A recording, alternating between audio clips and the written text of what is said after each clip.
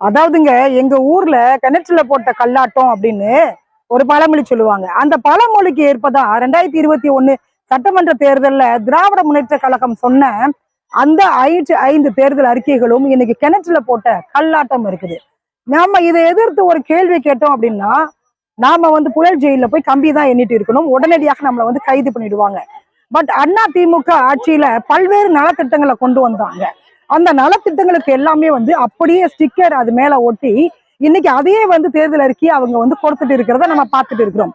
இன்னைக்கு குறிப்பாக நீங்க பாத்தீங்க அப்படின்னா, புரட்சி தலைவர் முன்னாள் முதல்வர் எம்.ஜி. ராமச்சந்திரன் அவர்களுடைய 108வது பிறந்த நாளை முன்னிட்டு தமிழகத்தில் இருக்கக்கூடிய அனைத்து மாவட்டங்களிலும் இந்த பிறந்த நாள் விழா என்பது சிறப்பாக கொண்டாடப்பட்டு வருகிறது.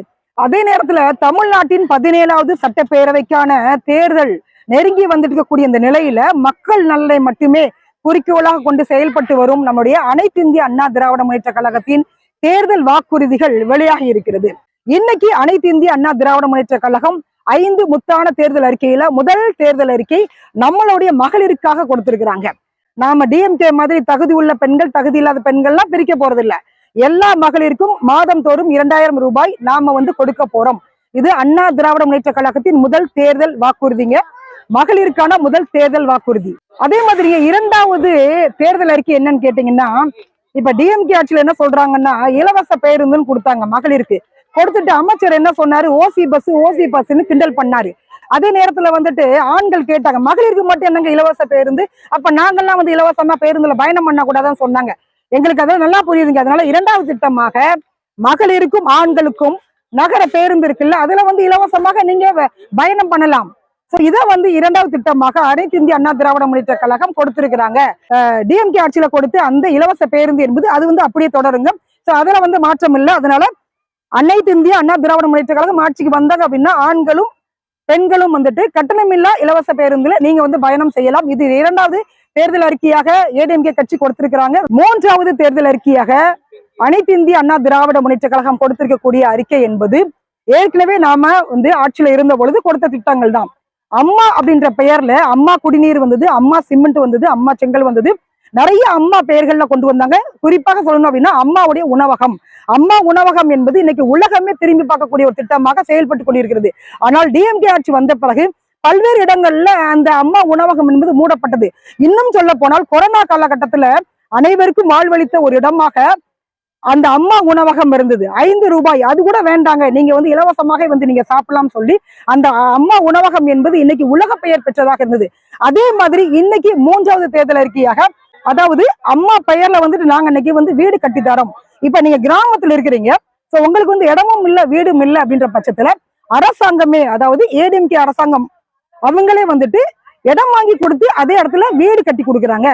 சரிங்க, கிராமத்துல இருக்கிறவங்க மட்டும்தானா அப்படின்னு கேட்டீங்கன்னா அப்படி இல்லை, நகரத்திலயும் உங்களுக்கு பண்றாங்க.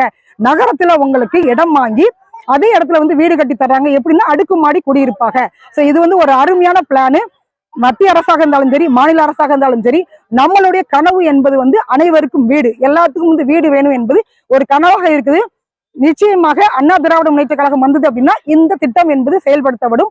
அம்மா இல்லம் திட்டம் மூலமாக அனைவருக்கும் வீடு என்பது, அந்த கனவு என்பது நிறைவேறும். இதுதான் 3வது தேர்தல் அறிக்கையாக நம்முடைய அனைத்து இந்திய அண்ணா திராவிட முன்னேற்ற கழகம் கொடுத்திருக்கிறாங்க.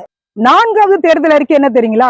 ஏற்கனவே 100 நாட்கள் வேலைவாய்ப்பு திட்டம் இருந்தது. அந்த 100 நாட்கள் வேலைவாய்ப்பு திட்டம் என்பது 150 நாட்களாக உயர்த்தப்படும்.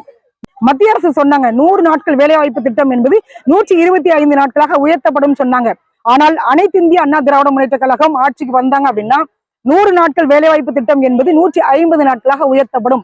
நிச்சயமாக கிராம வளர்ச்சிக்காக இந்த திட்டத்தை கொண்டு வந்திருக்கிறாங்க. இந்த வேலைவாய்ப்பு திட்டம் என்பது 150 நாட்களாக உயர்த்தப்படும். அதனால கிராமத்துடைய வளர்ச்சி என்பது அடுத்த கட்டம் மூவ் ஆகும். அதை கணக்கு செய்துதான் இன்னைக்கு ஏடிஎம்கே 100 நாள் வேலைவாய்ப்பு திட்டம் என்பதை 150 நாட்களாக உயர்த்தி இருக்கிறாங்க. 5வது தேர்தல் அறிக்கைங்க, அதுவும் மகளிருக்காக மட்டும்தான். ஏன்னா திராவிட முன்னேற்ற கழகம் வந்த பிறகு தாலிக்கு தங்கம் திட்டம் இருக்குல்ல, அதை நிறுத்திட்டாங்க. நிறைய திட்டங்கள் மகளிரை முன்னிட்டு நம்முடைய புரட்சி தலைவி அம்மா கொடுத்தாங்க. அத்தனை திட்டங்களையும் நிறுத்திய ஒரே சாதனை பெற்ற அரசு எதுன்னா டிஎம்கே அரசு மட்டும்தான். ஆனால் இப்ப அப்படி கிடையாதுங்க. உங்களுக்கு 2 வீலர் வாங்கணுமா, மானியத்துல 25,000 மானியத்துல 2 வீலர் வாங்கி தராங்க. இதுதான் 5வது தேர்தல் அறிக்கை. அனைத்து இந்திய அண்ணா திராவிட முன்னேற்ற கழகம் ஆட்சிக்கு வந்தாங்க அப்படின்னா நீங்க 2 வீலர் வாங்குறதுக்கு 25,000 மானியம் கொடுக்குறாங்க. சோ கண்டிப்பாக இந்த மானியத்தை வந்து பயன்படுத்தி உங்களுடைய கனவு, ஒரு வண்டி வாகனம் என்பது ஒரு கனவு, அந்த கனவை வந்து நீங்க நிறைவேற்றிக்கலாம். 25,000 மானியத்துடன் அம்மா இருசக்கர வாகனம் வாங்கும் திட்டம் வந்து 5 லட்சம் மகளிருக்கு வழங்கப்படும். சோ இந்த மாதிரி அனைத்து இந்திய அண்ணா திராவிட முன்னேற்ற கழகம் முதல் கட்ட தேர்தல் அறிக்கையாக 5 தேர்தல் அறிக்கைகளை, முத்தான தேர்தல் அறிக்கைகளை வந்து கொடுத்திருக்கிறாங்க.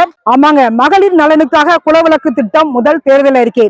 2வது தேர்தல் அறிக்கை ஆண்களுக்கும் மகளிருக்கும் கட்டணமில்லா பேருந்து பயண திட்டம். 3வது தேர்தல் அறிக்கை அனைவருக்கும் வீடு அம்மா இல்லம் திட்டம். 4வது தேர்தல் அறிக்கை 100 நாட்கள் வேலைவாய்ப்பு திட்டம் 150 நாட்களாக உயர்த்தப்படும். 5வது தேர்தல் அறிக்கை அம்மா இருசக்கர வாகனம் வழங்கும் திட்டம். அதனால இந்த தேர்தல் அறிக்கையை மனசுல வச்சுக்கிட்டு யாருக்கு ஓட் பண்ணும் அப்படின்றத நீங்க வந்து முடிவு பண்ணுங்க. சோ மீண்டும் சந்திக்கலாம். நன்றி, வணக்கம்.